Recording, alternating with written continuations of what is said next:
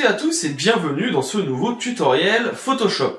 Alors il sera sur la version bêta pour le moment, mais c'est quelque chose qui va bientôt arriver. Je vous invite à découvrir les nouveaux filtres du logiciel, avec des filtres qui vont par exemple pouvoir donner des effets de couture ou d'embrossage, des effets graphiques, ou bien des effets très impressionnants en quelques clics sur vos photos.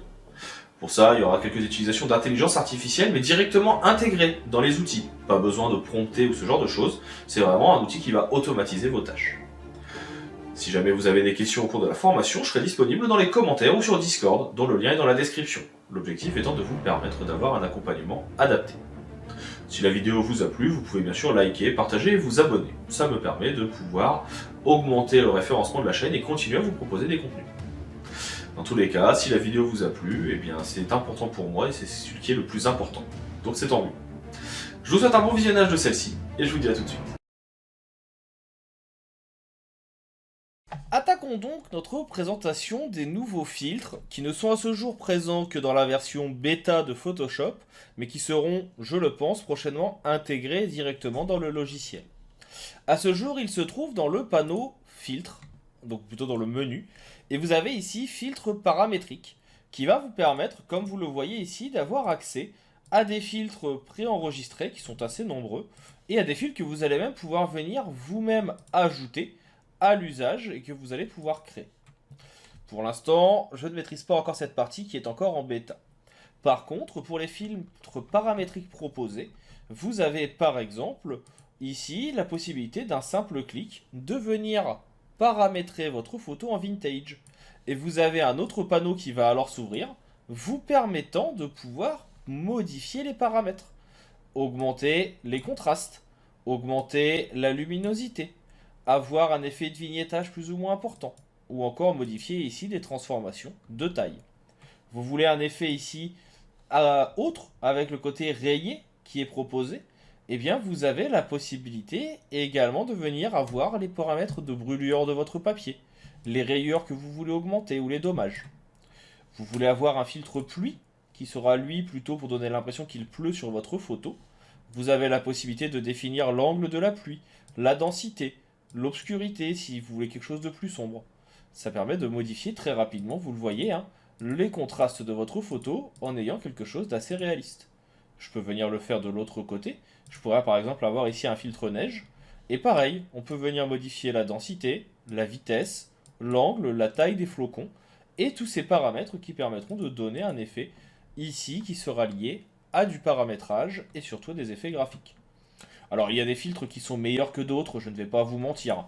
Par exemple, le filtre demi-teinte, personnellement je le trouve assez intéressant pour des effets graphiques. Vous avez le filtre ici hologramme qui va être présent en deux parties pour créer des effets graphiques dans une composition. Ou encore ici le filtre peinture qui est je trouve un petit peu plus poussé que le filtre que l'on avait déjà qui se trouvait dans renforcement si ma mémoire est bonne, non, dans rendu et qui était donc un filtre de peinture qui d'ailleurs a disparu. Il était ici. Vous aviez peinture à l'huile. Et bien là, vous avez vraiment la possibilité de venir modifier l'intensité, la taille de vos traits et de transformer votre photo en peinture avec énormément de caractéristiques. Vous pouvez en plus à tout moment modifier les rendus avec une partie aléatoire. Vous pouvez accentuer pour avoir une peinture où tout irait dans la même direction. Vous pouvez avoir une peinture un peu plus style dessin. Et vous voyez que ça se met en place très très très vite. Vous pouvez vraiment personnaliser, comme vous le voulez, votre composition. Et donc là, on a vraiment ce côté un petit peu de dessin qui apparaît. Dans le même ordre d'idées, on a aussi donc, des effets de glitch, qui sont ici très très forts, mais qu'on peut venir faire plus petits pour avoir sur certains effets spécifiques. Et ça, je trouve ça plutôt sympa. En général, c'est un peu long à mettre en place. Là, ça se fait tout seul. Vous avez la possibilité d'avoir un effet de verre. Ça, on l'avait déjà dans la galerie d'effets de filtre, mais on a ici un peu plus de style, et surtout, c'est beaucoup plus dynamique. La partie embrossage, je suis un peu moins fan. Pareil pour tous les filtres ici de couleurs, de distorsion, qui sont assez simples. Et puis, on va avoir ici, outre le filtre d'aberration chromatique, comme vous le voyez, la possibilité d'avoir un filtre de type broderie. Et pour ça, et c'est celui qui est souvent montré en ce moment dans les différents logiciels, on va pouvoir par exemple ici sélectionner notre photo. Je vais venir demander à avoir ici non pas un développement génératif, mais un rendu de taille. Donc pour ça, je vais venir ici faire une sélection, CTRL A. Remplissage génératif. Je veux une texture jean. On va attendre quelques instants, le temps que l'élément se mette en place. Normalement, Firefly et l'intelligence artificielle va permettre d'avoir un effet de jean. C'est pas toujours parfait encore aujourd'hui, on est sur de la bêta. Hein. Voilà. Donc là, j'ai mon pantalon, très bien. Vous pouvez choisir celui que vous voulez. Là, je vais prendre celui-ci. Et sur ce jean, j'aimerais rajouter une sorte de blason. On va rajouter un écusson. Je vais aller chercher dans ma bibliothèque, ici, un écusson spécifique. Cet écusson, ça va tout simplement être mon logo. Donc je vais dans ma charte. On attend que ça charge un petit peu, parce que là on voit que c'est encore en train de charger. Je vais dans, et s'il veut bien me le sortir, voilà, ma charte. Je vais avoir mon logo. Je vais pouvoir venir l'intégrer dans la composition. Je referme ma bibliothèque. Je viens réduire un peu la taille, parce que là il est un peu grand. Et donc ce logo, eh ben, j'aimerais en faire un blason spécifique.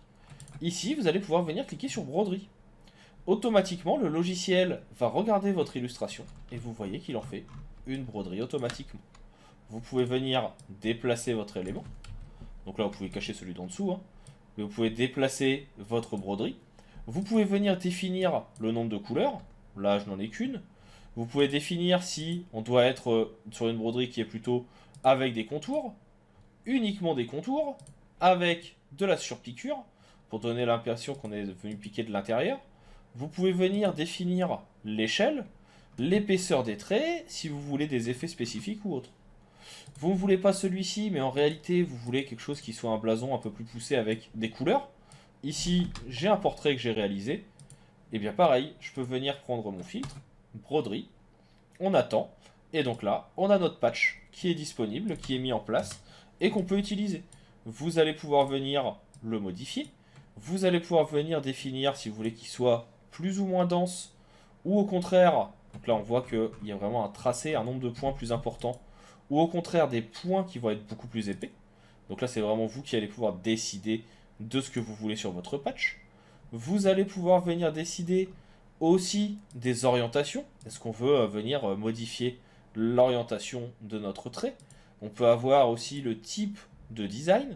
Donc vraiment une personnalisation qui va être assez importante et qui est assez utile pour créer celui que vous souhaitez en termes de blason. On pourra même venir en plus rajouter des effets par-dessus. Vous voyez que je peux venir faire un clic droit et je vais pouvoir venir faire une option de fusion sur l'intégralité de mon élément. Option de fusion qui peut rajouter du biseau, de l'ombre interne ou de l'ombre portée, s'il y a besoin, et donc pour ainsi venir accentuer certains effets. Tout est possible suivant ce que vous avez envie de réaliser.